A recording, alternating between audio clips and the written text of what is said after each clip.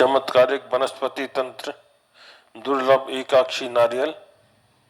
सामान्यतः नारियल के प्रत्येक फल पर रेशा यानी जटा उतारने के बाद टहनी की ओर 3 काले बिंदु दिख पड़ते हैं। मान्यता है कि इनमें से 2 बिंदु नेत्रों के प्रतीक और एक मुख का।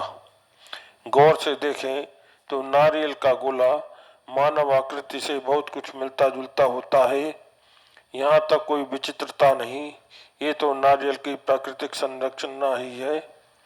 इसकी प्रमुख और अत्यधिक प्रभावशाली विचित्रता ये है कि किसी किसी गोले पर 3 नहीं केवल 2 बिंदु पाए जाते हैं, अर्थात उस पर 2 नेत्रों की जगह एक नेत्र और एक मुख होता है। तांत्रिक ग्रंथों में इस तरह के फल गोले को एकाक्षी नारियल कहा जाता है, एक आंख वाला नारियल। ऐसा फल बहुत कम प्राप्त होता है, कहीं निकला भी हो तो वो बहुत ऊंचे दामों में बिकता है। मैंने दक्षिण यात्रा में बहुत खोज की परंतु वहां कहीं नहीं मिला। मद्रास, तिरुपति, ऊटी, रामेश्वरम, कन्याकुमारी और बंबई तक में प्रयासरत रहा परंतु कहीं दिख नहीं पड़ा। नारियल का फल सदैव शुभ होता है, प्रतिबंध यही है कि वो भग्न टूटा फूटा ना हो। समूचा फल ही ग्राह्य होता है। बाद में पूजन उपरांत उसे तोड़कर प्रसाद के रूप में, गरी के रूप में ग्रहण करते हैं, परंतु यहाँ जिस एकाक्षी नारियल की चर्चा की जा रही है वो प्रसाद के लिए नहीं, केवल पूजन के लिए प्रयुक्त होता है। उसे तोड़ना भी नहीं चाहिए क्योंकि ये फल दुर्लभ होता है। अतः यदि कहीं दिख पड़े तो तुरंत ले लेना चाहिए, क्योंकि शुभ मुहूर्त की परीक्षा में यदि बिक गया, हाथ से निकल गया तो बड़ा परिताप होता है। यदि किसी ऐसी जगह पर है जहाँ पर आप बाद में कभी शुभ मुहूर्त में प्राप्त नहीं कर सकते तो उसे वहीं रहने दें और फिर किसी शुभ मुहूर्त में ले आएं। तांत्रिक प्रयोगों के लिए अमृत योग, सिद्ध योग, पुष्य योग, रवि पुख या गुरु पुख सर्वश्रेष्ठ है। जैसा कि कोई शुभ मुहूर्त होना चाहिए। इसका पत्ता पंचांग देखकर लगा लें, ये किसी स्थानीय पुरोहित से पूछ लें। आशा ये है कि एकाक्षी नारियल किसी शुभ मुहूर्त में ही लाकर घर में रखें। यदि ऐसा संभव नहीं है तो जब भी मिले भगवान विष्णु और लक्ष्मी जी का ध्यान करते हुए उसे ले आएं और घर में किसी पवित्र पूजा स्थल में रख दें। बाद में जब कोई शुभ मुहूर्त आ जाए तब उसका विधिवत पूजन करें।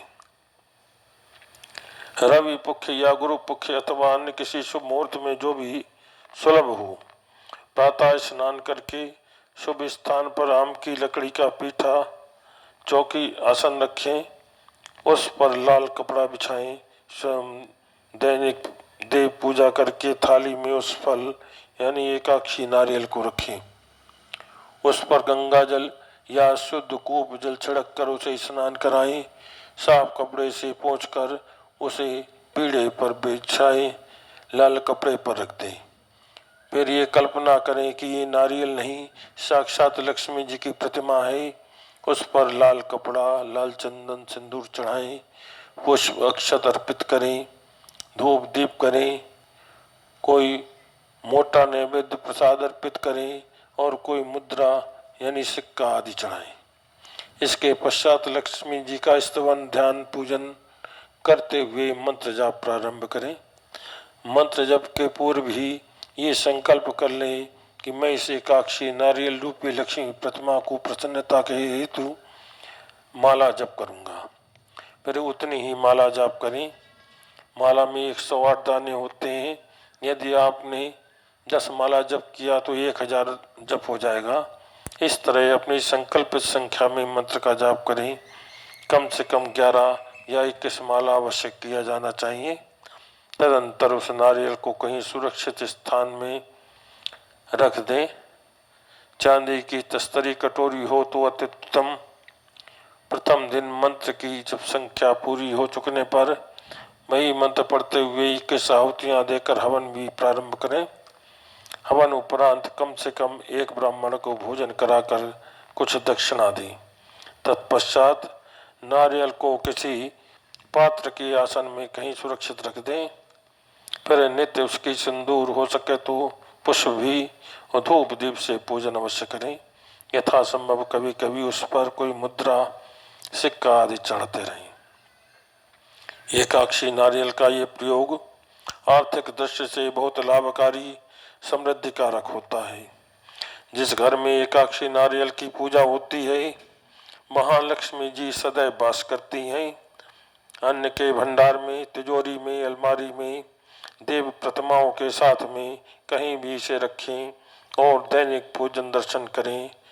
इससे अन्न, धन और श्री संपत्ति की वृद्धि होती है। व्यापारिक प्रतिष्ठानों के लिए भी ये परम लाभकारी होता है।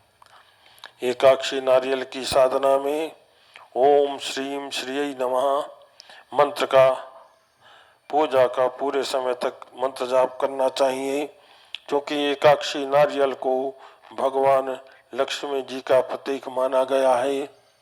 अतः एकाक्षी नारियल साधना के पश्चात भिन्न भिन्न श्लोकों से विष्णु भगवान अर्थात लक्ष्मी जी के प्रीतम का स्तवन भी कर लेना चाहिए, जिससे ये अधिक प्रभावशाली और समृद्धि कारक सिद्ध होता है। जैसे शुक्लांबरधरम विष्णुम शशिवर्णम चतुर्भुजम प्रसन्न वदनम ध्यायेत सर्वविघ्नोपशान्तये।